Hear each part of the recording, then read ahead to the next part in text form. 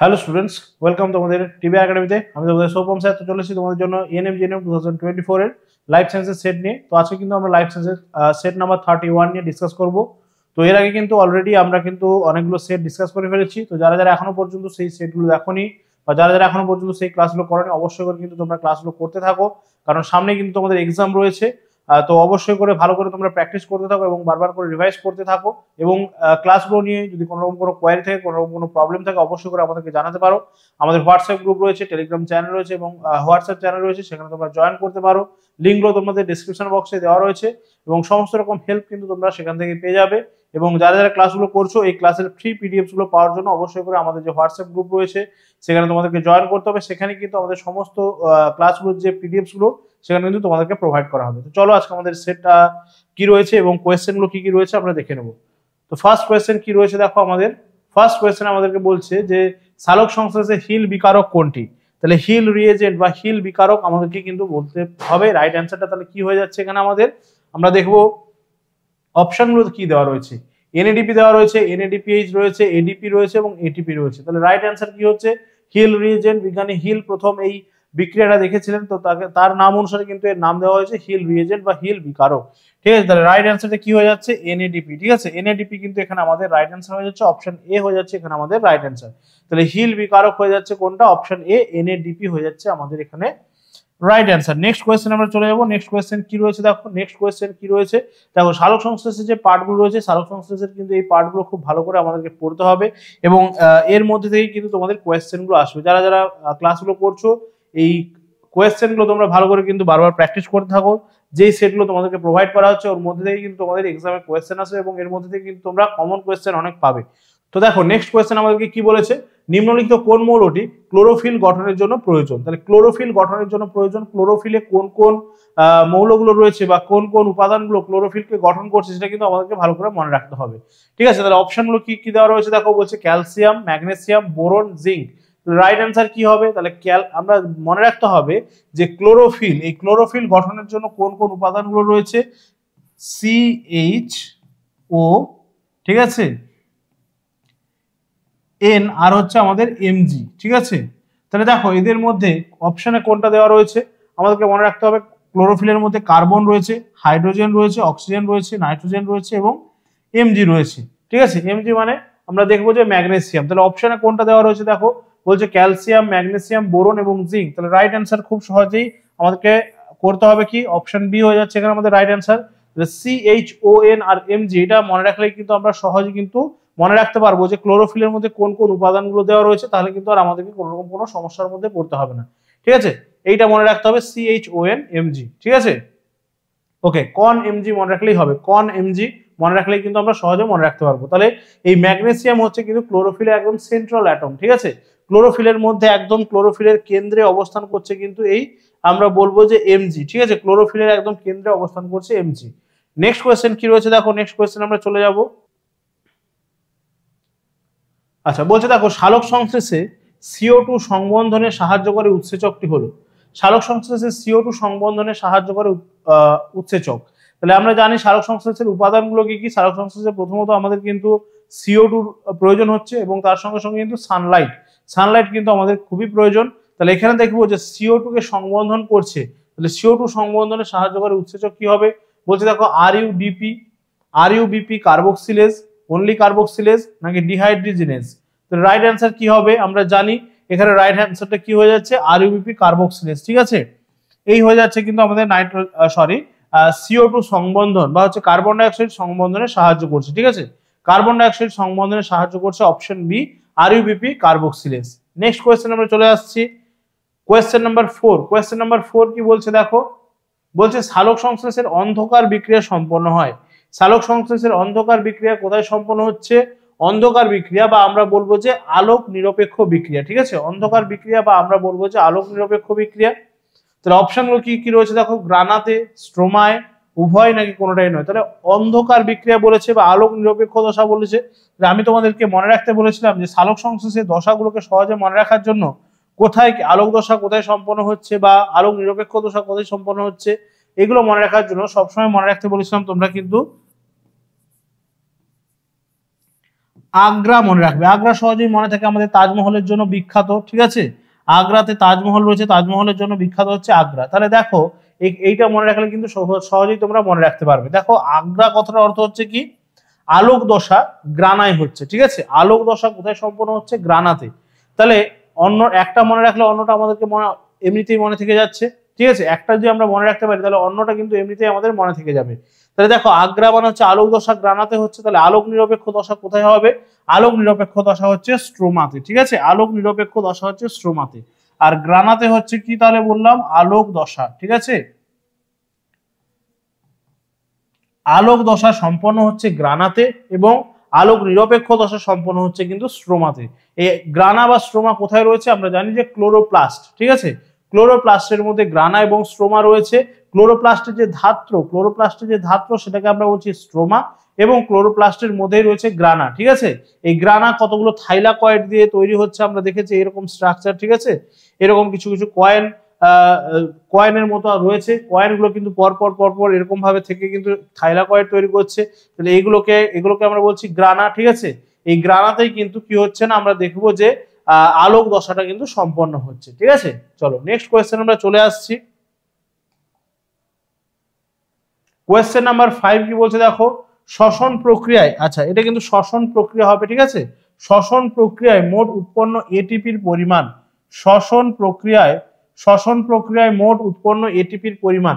আচ্ছা প্রথমত আমাদেরকে এটিপির পুরো নামটা মনে রাখতে হবে, অ্যাডিনোসিন ট্রাইফসফেট, ঠিক আছে, অ্যাডিনোসিন ট্রাইফসফেট এটিপি, ঠিক আছে, অ্যাডিনোসিন ট্রাইফসফেট। তাহলে এই এটিপি কে কি বলা হচ্ছে, এই এটিপি কে বলা হচ্ছে এনার্জি কারেন্সি, ঠিক আছে,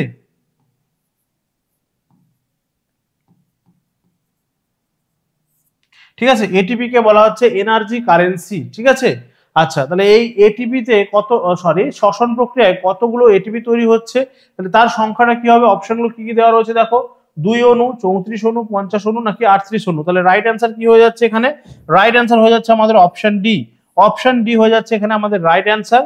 38 অণু কিন্তু এটিপি তৈরি হচ্ছে, ঠিক আছে, 38 অণু এটিপি তৈরি হচ্ছে শ্বসন প্রক্রিয়াতে, ঠিক আছে। এবং এখানে মনে রাখতে হবে এটিপি কে আমরা বলছি এনার্জি কারেন্সি, এবং এটিপির পুরো নাম হচ্ছে কি, অ্যাডিনোসিন ট্রাইফসফেট, ঠিক আছে। চলো নেক্সট কোয়েশ্চেন আমরা চলে আসবো। নেক্সট কোয়েশ্চেন কি রয়েছে আমাদের কাছে, কোয়েশ্চেন নাম্বার 6 কি বলছে দেখো, বলছে পায়রার বায়ুথলির সংখ্যা কত, ঠিক আছে, এটা আমরা সবাই জানি, খুব ইজি কোয়েশ্চেন, পায়রার কতগুলি বায়ুথলি রয়েছে, ঠিক আছে, বায়ুথলির সংখ্যা হচ্ছে 9টি, ঠিক আছে, পায়রার বায়ুথলি রয়েছে 9টি, ঠিক আছে, 9টি বায়ুথলি পায়রার শরীরে রয়েছে, যেগুলো কিন্তু পায়রার উড্ডয়নে বা পায়রাকে উড়তে সাহায্য করছে এবং অনেকক্ষণ ধরে কিন্তু তার শ্বাসবায়ুটাকে ধরে রাখতে সাহায্য করছে। পায়রার অভিযোজনগত এটা একটা বৈশিষ্ট্য, ঠিক আছে, যেহেতু পায়রা হচ্ছে খেচর একটা প্রাণী, বা আমরা বলবো যে তারা হচ্ছে ওড়ার জন্য তারা কিন্তু অভিযোজিত হয়েছে, তো সেই জন্য সেক্ষেত্রে কি হচ্ছে না, তার বায়ুথলিগুলো তাকে অনেকক্ষণ ধরে আকাশে ভেসে থাকতে সহায়তা করছে এবং কি হচ্ছে না, ওড়ার সঙ্গে সঙ্গে তাদের কিন্তু শ্বাস প্রশ্বাস চালাতেও কিন্তু সহায়তা করছে, ঠিক আছে। চলো নেক্সট কোয়েশ্চেন আমরা চলে আসবো।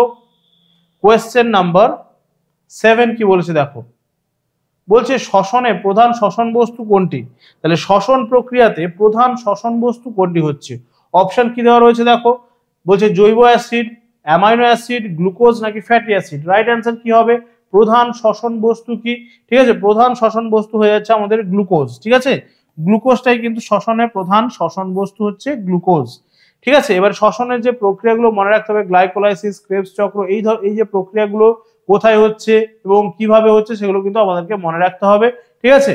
চল নেক্সট কোয়েশ্চেন আমরা চলে আসবো। কোয়েশ্চেন নাম্বার 8 কি বলছে দেখো, বলছে ইটিএস ঘটে, ঠিক আছে, ইটিএস, তাহলে ইটিএস এর ফুল ফর্মটা কিন্তু আমাদেরকে মনে রাখতে হবে ভালোভাবে, ইটিএস, ঠিক আছে, ইটিএস এর ফুল ফর্মটা কি, প্রথমে আমাদেরকে মনে রাখতে হবে ইটিএস এর ফুল ফর্ম হচ্ছে কি, ইলেকট্রন ট্রান্সপোর্ট সিস্টেম, ঠিক আছে, ইলেকট্রন ট্রান্সপোর্ট সিস্টেম। তাহলে এই যে ঘটনাটা, এই ইলেকট্রন ট্রান্সপোর্ট সিস্টেমের যে ঘটনাটা, এটা কোথায় ঘটছে, বলছে দেখো সাইটোপ্লাজমে, মাইটোকন্ড্রিয়া, সকল কোষ সংক্রান্ত নাকি মাইটোকন্ড্রিয়াল অক্সিজোম, ঠিক আছে, এটা একটু খেয়াল করবে তোমরা, তো অক্সিজোম হবে, ঠিক আছে।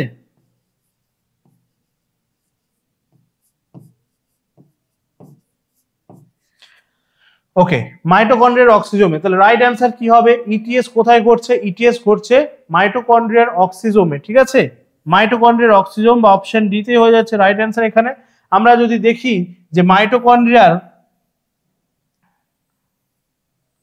ঠিক আছে। মাইটোকন্ড্রিয়ার যে কি হচ্ছে না, মাইটোকন্ড্রিয়ার আমরা বলবো যে ইনার মেমব্রেন রয়েছে, ঠিক আছে। মাইটোকন্ড্রিয়ার যে ইনার মেমব্রেন গুলো রয়েছে, ঠিক আছে, যেগুলো হচ্ছে কি গঠন করছে, আঙ্গুলের মতো প্রবর্ধক গঠন করছে, ঠিক আছে। মাইটোকন্ড্রিয়ার যে ইনার মেমব্রেন রয়েছে, যেখানে কিন্তু আঙ্গুলের মতো প্রবর্ধক গুলো গঠিত হচ্ছে, এর মধ্যেই কিন্তু থাকছে এই যে এগুলোকে আমরা কি বলছি, ক্রিস্টি বলছি, ঠিক আছে। এই যে গঠনগুলো গঠিত হচ্ছে, ঠিক আছে, আঙ্গুলের মতো যে প্রবর্ধক গুলো গঠিত হচ্ছে, আঙ্গুলের মতো যে প্রবর্ধক গুলো গঠিত হচ্ছে, এগুলোকে আমরা কি বলছি, ক্রিস্টি বলছি। এই ইনার মেমব্রেনের মধ্যেই কিন্তু কি হচ্ছে না, এই ইটিএসটা গঠিত হচ্ছে, ঠিক আছে। ইটিএসটা গঠিত হচ্ছে, এর মধ্যেই থাকছে আমরা জানি যে F1 দানা, ঠিক আছে, বা অক্সিজোম থাকছে, ওর মধ্যেই কিন্তু আমরা দেখবো যে এই ইটিএস এর ঘটনাটা কিন্তু ঘটছে।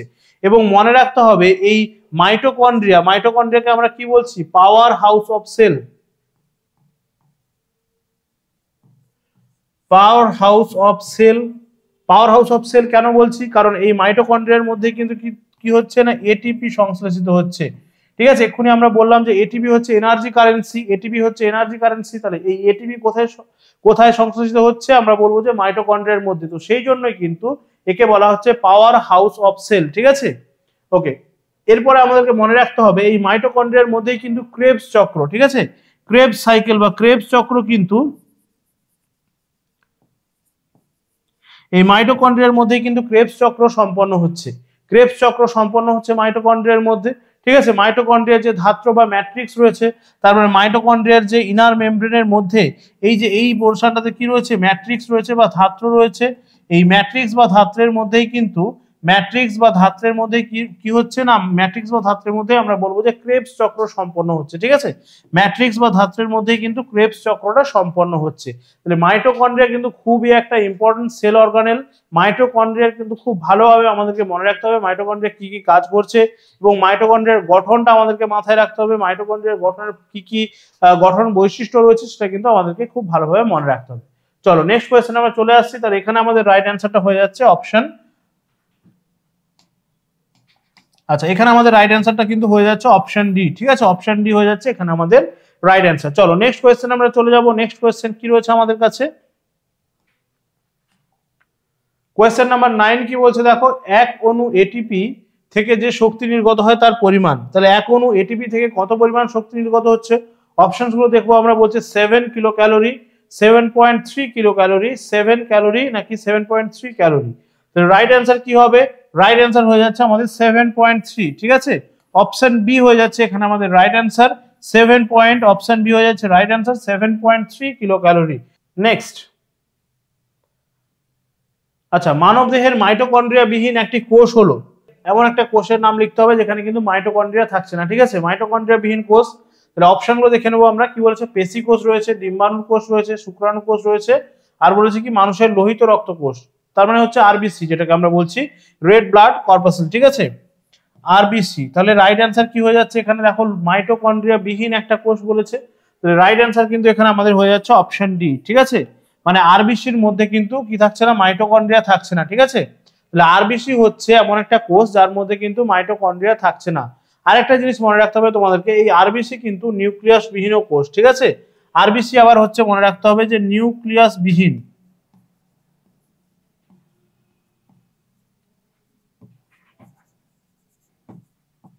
ঠিক আছে। আরবিসি কিন্তু নিউক্লিয়াস বিহীন কোষ, তার মানে পরিণত লোহিত রক্তকণিকার, মানুষের যেটা পরিণত লোহিত রক্তকণিকা, সেখানে কিন্তু কোনো রকম কোনো নিউক্লিয়াস থাকছে না, এবং তার সঙ্গে সঙ্গে কিন্তু এখানে কোনো মাইটোকন্ড্রিয়াও কিন্তু থাকছে না। তাহলে রাইট অ্যান্সার হয়ে যাচ্ছে আমাদের অপশন ডি, মানুষের লোহিত রক্তকোষ বা রেড ব্লাড কর্পাসেল, ঠিক আছে। চলো নেক্সট কোয়েশ্চেন কি রয়েছে, নেক্সট কোয়েশ্চেন আমরা চলে যাব। কোয়েশ্চেন নাম্বার 11 কি বলছে, নিচের কোনটি পেশির ক্লান্তি ঘটায়। তাহলে পেশির ক্লান্তি ঘটাতে সাহায্য করছে, বা আমরা অনেক সময় কি হয়, ফ্যাটিক দেখা যায়, ঠিক আছে, ফ্যাটিক দেখা যায়, পেশির ক্লান্তি অনুভূত হয়। তার কারণটা কি হচ্ছে, amino acid, fatty acid, lactic acid নাকি অ্যাসিটিক অ্যাসিড। এটা আমরা কিন্তু সহজেই অ্যান্সার করতে পারবো, এটা মোটামুটি সবার জানা রয়েছে যে ল্যাকটিক অ্যাসিড, ঠিক আছে।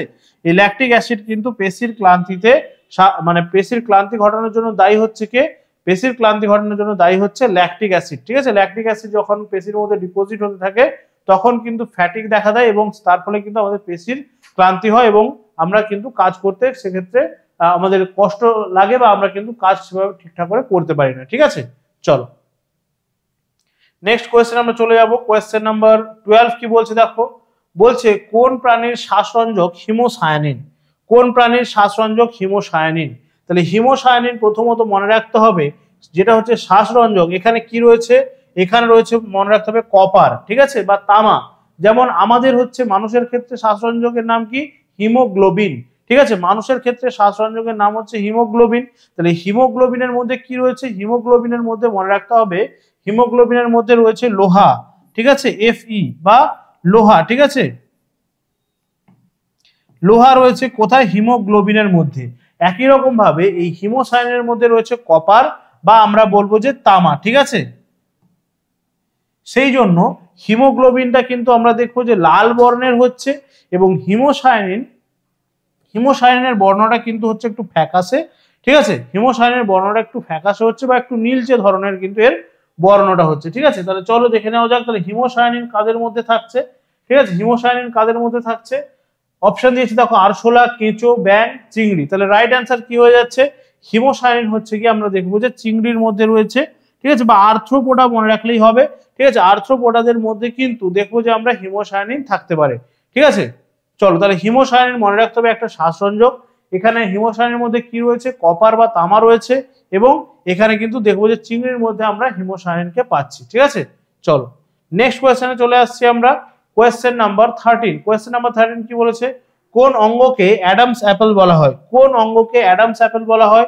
রাইট অ্যান্সার কি হবে, অপশনগুলো দেখে নেব, ফুসফুস, ট্রাকিয়া, ল্যারিংস নাকি ব্রঙ্কাস। তাহলে রাইট অ্যান্সার কি হবে, অ্যাডামস অ্যাপেল হচ্ছে, ল্যারিংসকে আমরা বলবো অ্যাডামস অ্যাপেল, ঠিক আছে, ল্যারিংসকে আমরা বলবো অ্যাডামস অ্যাপেল, ঠিক আছে। পিউবার্টি স্টেজের পরে, ঠিক আছে, যখন আমাদের মধ্যে হরমোনাল চেঞ্জেস গুলো হচ্ছে বা আমাদের পিউবার্টি স্টেজের পরে দেখা যাবে যে ছেলেদের ক্ষেত্রে কি হচ্ছে না, টেস্টোস্টেরনের ক্ষরণের ফলে বা তাদের মধ্যে কিন্তু এই বৈশিষ্ট্যটা দেখা যাচ্ছে, তাদের ক্ষেত্রে কি ল্যারিংস যেটা আমাদের শ্বাসনালী রয়েছে গলার কাছে তার একটু ফোলা অংশ আমরা দেখতে পাবো, ঠিক আছে, ল্যারিংসের একটা ফোলা অংশ দেখতে পাবো যেটা কিন্তু বাইরে থেকে দেখলে সহজেই বোঝা যায়, ঠিক আছে। তো সেটাকেই আমরা বলছি অ্যাডামস অ্যাপেল, সেটাকেই আমরা বলছি অ্যাডামস অ্যাপেল, ঠিক আছে। চলো নেক্সট কোয়েশ্চেন আমরা চলে আসবো। নেক্সট কোয়েশ্চেন কি রয়েছে আমাদের কাছে দেখো, কোয়েশ্চেন নাম্বার 14। আজকের সেটের আমাদের সেকেন্ড লাস্ট কোয়েশ্চেন কি বলছে আমাদেরকে, নিচের কোনটি স্বল্প মাত্রিক মৌল। স্বল্প মাত্রিক মানে হচ্ছে কি, যেটা আমাদের শরীরে খুব কম মাত্রায় প্রয়োজন হচ্ছে, স্বল্প মাত্রিক মৌল কি বলছে দেখো, কার্বন, নাইট্রোজেন, সালফার নাকি মলিবডেনাম। তাহলে দেখো কার্বন, নাইট্রোজেন এবং সালফার তিনটেই হচ্ছে গিয়ে খুব গুরুত্বপূর্ণ, তাহলে স্বল্প মাত্রিক হয়ে যাচ্ছে কি মলিবডেনাম, ঠিক আছে। এইটা হচ্ছে আমাদের রাইট অ্যান্সার, অপশন ডি হয়ে যাচ্ছে এখানে আমাদের, অপশন ডি হয়ে যাচ্ছে কিন্তু এখানে আমাদের রাইট অ্যান্সার। দেখো কার্বন ছাড়া কিন্তু আমাদের শরীরে কোনো কিন্তু কোষ গঠন কিন্তু সম্ভব নয়, ঠিক আছে, প্রত্যেকটা কোষ গঠনের জন্য কিন্তু কার্বন প্রয়োজন। কারণ আমরা জানি যে আমাদের যে সেলগুলো গঠিত হচ্ছে সেলের মধ্যে কি রয়েছে, ডিএনএ রয়েছে, ঠিক আছে, সেই ডিএনএ এর কিন্তু গঠনগত একটা উপাদানই হচ্ছে কি কার্বন। কারণ সেখানে আমরা দেখতে পাবো যে পেন্টোজ সুগার রয়েছে, 5 কার্বন যুক্ত শর্করা রয়েছে, ঠিক আছে। নাইট্রোজেন, ডিএনএ গঠিত হলে নাইট্রোজেন বেসের প্রয়োজন হচ্ছে বা প্রোটিন গঠিত হলে নাইট্রোজেন প্রয়োজন হচ্ছে, তাহলে নাইট্রোজেন ছাড়াও কিন্তু অসম্ভব। সালফার কোথায় কাজ করছে আমরা দেখব যে আমাদের হাড়ের গঠনের ক্ষেত্রে, ঠিক আছে, এই সালফারের প্রয়োজন হচ্ছে, তাহলে এগুলো হচ্ছে আমাদের কিন্তু অতিমাত্রিক বা আমাদের এগুলো কিন্তু বেশি পরিমাণে প্রয়োজন।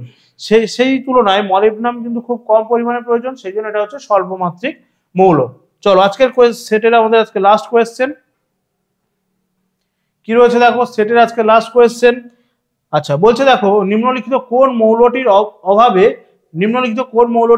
উদ্ভিদে ক্লোরোসিস হয়। ক্লোরোসিস মানে হচ্ছে কি, ক্লোরোসিস হচ্ছে উদ্ভিদের একটা রোগ বলবো আমরা। ক্লোরোসিসে কি হচ্ছে, যখন ক্লোরোফিলটা কিন্তু নষ্ট হয়ে যাচ্ছে, ঠিক আছে, ক্লোরোফিল ঠিকঠাক করে গঠিত হতে পারছে না এবং আমরা দেখবো যে পাতাগুলো কিন্তু উদ্ভিদের হলুদ রঙের হয়ে যাচ্ছে, তার ফলে কি হচ্ছে, ক্লোরোফিল গঠিত হতে পারছে না, ঠিক আছে, এবং পাতাগুলো কিন্তু হলুদ বর্ণের হয়ে যাচ্ছে এবং দীর্ঘদিন এই রোগ যদি চলতে থাকে তাহলে আমরা দেখবো যে উদ্ভিদটা কিন্তু আলটিমেটলি মারা যাবে, ঠিক আছে। আচ্ছা চলো তাহলে কার অভাবে বা কোন মৌলটির অভাবে হচ্ছে আমরা দেখবো যে ক্লোরোসিস রোগটা হচ্ছে। অপশন কি কি দিয়েছে দেখো, বলছে ক্যালসিয়াম, ম্যাগনেসিয়াম, অক্সিজেন, সোডিয়াম। তাহলে রাইট অ্যান্সার কি হবে, এটা কিন্তু একটু আমরা যদি মনে করার চেষ্টা করি তাহলে সহজেই অ্যান্সারটা করতে পারবো। ক্লোরোসিস হচ্ছে মানে কি, ক্লোরোফিল গঠন ব্যাহত হচ্ছে। এবারে আমাদেরকে মনে করতে হবে এদের মধ্যে কোন অপশনটা রয়েছে যেটা ক্লোরোফিলের একটা উপাদান। তাহলে আমরা একদম প্রথমে কোশ্চেনে করেছিলাম যে সেখানে হচ্ছে আমরা দেখবো যে ম্যাগনেসিয়াম, এই ম্যাগনেসিয়াম কিন্তু কি হচ্ছে, ক্লোরোফিল গঠনের সহায়তা করছে। ম্যাগনেসিয়াম হচ্ছে ক্লোরোফিল গঠনে সহায়তা করছে, বা ম্যাগনেসিয়াম হচ্ছে ক্লোরোফিলের একদম সেন্ট্রাল অ্যাটম। তো সেক্ষেত্রে ম্যাগনেসিয়ামের অভাবে আমরা দেখবো যে ক্লোরোসিস রোগ হচ্ছে। তো এখানে আমাদের রাইট অ্যান্সার হয়ে যাচ্ছে অপশন বি, ম্যাগনেসিয়াম। ঠিক আছে, তো চলো এটাই ছিল আজকে আমাদের সেটের লাস্ট কোয়েশ্চেন। তো প্রত্যেকটা সেটের মধ্যে তোমরা কিন্তু এখানে অ্যান্সার কি পেয়ে যাচ্ছ প্র্যাকটিস করার জন্য। ঠিক আছে, তোমরা কিন্তু ঠিকঠাক ভাবে প্র্যাকটিস করতে থাকো, কারণ সামনেই তোমাদের এক্সাম রয়েছে। তো যেই সেটগুলো তোমাদেরকে প্রোভাইড করা হচ্ছে অবশ্যই করে খুব ভালোভাবে সেগুলো প্র্যাকটিস করতে থাকো। তার কারণ হচ্ছে এর মধ্যে থেকে কিন্তু তোমরা তোমাদের এক্সামে কিন্তু কমন কোয়েশ্চেন পেয়ে যাবে। ঠিক আছে, ভালো করে এগুলো প্র্যাকটিস করতে থাকো, বারবার রিভাইজ করতে থাকো এবং কন্টিনিউ কিন্তু ক্লাসগুলো অ্যাটেন্ড করার চেষ্টা করবে। তো সবাই কিন্তু খুব ভালোভাবে ক্লাসগুলো করো, এবং যে কোনো ধরনের প্রবলেম হলে কিন্তু আমরা রয়েছি। ক্লাসগুলো ভালো লাগলে তোমরা লাইক শেয়ার অবশ্যই করে করবে বন্ধুদের সঙ্গে, এবং তার সঙ্গে সঙ্গে তোমাদেরকে জানিয়ে রেখে এই ক্লাসগুলোর ফ্রি পিডিএফ গুলো পাওয়ার জন্য আমাদের যে হোয়াটসঅ্যাপ গ্রুপ রয়েছে সেখানে তোমরা জয়েন করবে। সেখানে কিন্তু প্রত্যেকটা ক্লাসে তোমাদের ফ্রি পিডিএফ গুলো কিন্তু প্রোভাইড করা হবে। তো চলো আজকে এই পর্যন্তই, সবাই ভালো থাকবে, ভালো করে প্র্যাকটিস করতে থাকো। টাটা, থ্যাংক ইউ।